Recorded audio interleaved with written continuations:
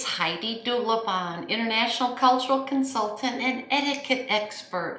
Delighted you've tuned in today. Thank you, because if you are in business and you're doing business around the world, virtually or in person, you want to stay tuned, because we are going to take a quick trip around the world and look at business etiquette and how it differs around the world. You know, being culturally competent, at least culturally aware, is something that I personally hope everyone strives for, because just appreciating and having respect for cultures other than yourself can really open your mind and expand your thinking, and be introduced to new worlds and customs and values and beliefs and rituals. It's a warmth and wealth of knowledge that is out there waiting for you. So let's talk about etiquette around the globe, especially when it comes to business. I have studied a lot of cultural competence, and I think that when you look at a culture, you can look at several different things and sort of compare that to another culture, especially as you're doing business going around the world. One thing you can look at: what's a culture's relationship to time? Are they super punctual, or is time kind of more of a stretchable, more of it's loose? What about a culture's relationship with space? Do they get very close, or do they like to be further away from someone? Do they shake hands? Do they bow? Do they kiss? Another indicator when you're doing business is looking up out the culture and how they relate to me versus we. Is it an individualistic culture or more of a collective culture? That will help you. There are many other indicators, but this sort of gives you a little insight into things that you can think about. So what do you say? Let's just take a little quick trip around the world, and we're doing business, and we feel comfortable getting on planes again. So we are going to go, let's just say, first stop, Germany. So what about Germans? Well, we never want to stereotype. We look at more of national characteristics, and Germans tend to be very punctual. They're very hardworking, and they're very direct. So if you have a meeting with a German colleague, a German company, be prompt. Actually, get there early, and then you'll be on time. Be very respectful. Do not waste people's times. They want to be direct, and they say what they mean. Germans are very good to do business with, because you understand where they're coming from. Okay, so let's board our plane, and how about another stop in Europe? Let's go to Italy. What do you say? Well, in Italy, they are also pretty prompt and punctual, but it could slip a little bit more in Italy, especially southern Italy, than in Germany. So just be aware of that. But my advice to any business person doing business internationally is to always be prompt. I like to be a little bit early, and then regardless of that culture's relationship with time, you'll always be on time. You might have to wait a little bit, but that's okay. So now we're in Italy, and the meeting might be a little more relaxed than our last meeting in Germany. Italians are very warm, they're demonstrative, they might like to get to know you a bit and hear about your family. Italian fashion is a thing, some of the best in the world, and you should really look the part. Make an extra effort to look the part when you are doing business in Italy.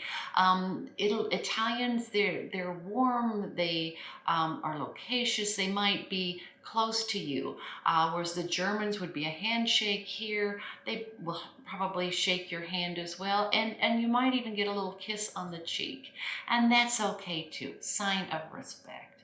So we've done business in Germany and Italy. Let's board our plane, and let's fly all the way to, let's go to India. Let's say we have a big meeting in Mumbai. So what about time? Well, time is very lax in India. It's very stretchable, some say. So you will be on time, but your Indian counterpart may be late. And that's okay. It's part of the culture. It's something new for you to learn and appreciate. And please be aware of cultures and their eating habits. Let's just say that you've decided to take your new Indian friend, your colleague, your business partner for dinner. Okay, in India, cows are sacred. So even if you could find a menu with some beef on it, absolutely do not order that. Cows are sacred. And be aware of holidays when you're traveling. You don't want to get to India when it's during Diwali, a huge festival. So there won't be much business being done then. So mind the calendar and holidays of the culture when you're traveling, and mind other customs that India is a very crowded country and people are close together. You may feel like people are sort of in your space a little bit, but it's just a very crowded country. And you may see people eating with their right hands. They might actually eat with their hands, and there is etiquette for eating with your hands, and that is fine. You'll see plenty of people eating more Western way as well, but just to be aware. And they do not, if you partake, do not use your left hand. Left hand is saved for more considered business in the bathroom, if you will. Get my drift. So left hand, no, don't even hand papers or anything with your left hand. Use your right hand. In India, you'll also want to take your shoes off because it's disrespectful to come into a place with your shoes on. That's another consideration. So, okay, now let's just board our plane. And how about a trip to Dubai? Let's go to the Middle East because it's fascinating. And there, again, we need to be very respectful of the culture, and religion plays a huge part. It has a huge impact on the culture in the Middle East. And now we're in the UAE, we are in Dubai, and please, if you are a woman, you should cover your hair. It's disrespectful to not have your hair covered. Now, Dubai is a large city. You'll see plenty of women not doing that. And depending on how conservative your counterparts are when you're doing business, but if you'd like to, it is a sign of respect. And please also understand that genders are somewhat separate in this culture. They pray in different mosques, and please, a Muslim man a devout Muslim man will not take and shake your hand if you are a female doing business there. It's just not done. It's only that can touch relatives. So do not be offended by that. You can do a head bow. You can put your hand over your heart. It's just part of the culture and just how things are done. So you need to be very well aware of this. And your clothing, in the conservative cultures around the world, be conservative. This is not a time to pull out, your old tube top or the spaghetti straps and show tons of skin. That is not done. It's very, very disrespectful. And be aware that alcohol is forbidden in this part of the world unless you're at a Western hotel. So be very mindful of this, and also be mindful pork is generally not consumed in the Middle East. So you need to be very well aware of this if you're trying to entertain for business. You always need to do your homework. Let's board our plane again and let's stop in Tokyo. What a fascinating culture, Japan. It's just, I could go on for days. It's just so interesting. And it is an extremely crowded country that, Tokyo is the most dense urban area on the planet. Over 35 million people in Tokyo. And so, yes, while the Japanese in Tokyo are very, very close together due to the sheer numbers of people, they still do not like being that close to each other. They have sayings where they can get in more into their mind, and even on the crowded subway in Tokyo, where people are pushed in, they're pushed in very respectfully too. I might add, it is extremely polite culture. Be well aware of that. Doing business, be very, very polite, as you should be everywhere. And be aware that shaking hands, they might do that because you're from the West, if you're a Westerner, but more of a bow. And there is etiquette to bowing, how deeply you bow, depending on someone's position and the sign of respect and the occasion. So be aware of that. It's nice to bring a gift to someone in Japan, some sort of a small gift. Make sure it's wrapped beautifully, okay? So these are just some of the tips. We could talk all day about each one of these cultures. And let's just board our plane, and we're going to come back home to the United States, where things are again much different than some of the other cultures we just visited. My best advice to you as an international business traveler doing business around the world is to research.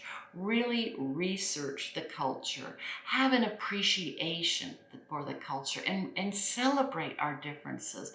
Understand there are many differences besides time, space, and collective or individual cultures. You know, we talked about food, religion, dress codes. There's so many different things to think about. Gift giving and colors. Colors have significance in different cultures, and numbers are very significant in certain cultures. For instance, if you're going to be doing business in China, taking a small gift is a great idea, but don't wrap it in white. That is a sign for death. The number 8 is lucky. Maybe you have an appointment on the 8th. So it depends on the culture. It depends on all the different things you're going to learn as you research cultures. Please, where are you going? You're an international business traveler. Where are you going? What are you doing? How can I help you? I am a lifelong traveler, a lifelong learner, and I'm dying to hear where you're going, your experiences. What have you experienced? What have you learned? Did you know that as soon as you got to, if someone were so kind to invite you to their home in Tokyo, leave your shoes off, just as we did in India. These are the things that will set you apart, that you've taken the time to research and show respect for this culture by understanding the host rules, because the host country, the rules apply because you are a guest in their country and in their culture. I hope this helps a little bit. Dying to hear where you're going. So please drop me a comment, like this video, and please subscribe to this channel and let me know where you're going so we can do a video about it. We'll take a deep dive to whatever culture you'd like to, because I'm fascinated by all of them. So thank you so much for tuning in. Stay traveling. And as I always say, everyone, please be kind. Thank you.